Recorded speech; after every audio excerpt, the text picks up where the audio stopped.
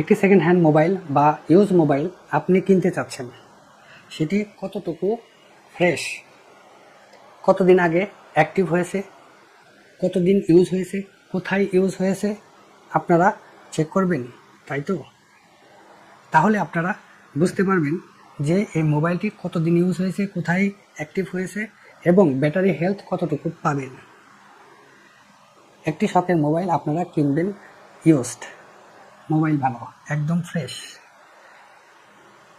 Authentic, সব দোকানদার বলে দেবে। চেক করার দায়িত্ব আপনাদের। আমি নিজে যে চেক করি নাই, তাই এরকম প্রতারণার শিকার হয়েছি। আপনিও কি প্রতারণার শিকার হতে চান, নাকি আপনি প্রতারণার শিকার হতে চান না? সিদ্ধান্ত আপনার। ইউজ মোবাইল দেখে কিনবেন, বুঝে কিনবেন, চেক করে তারপর কিনবেন, ঠকবেন না।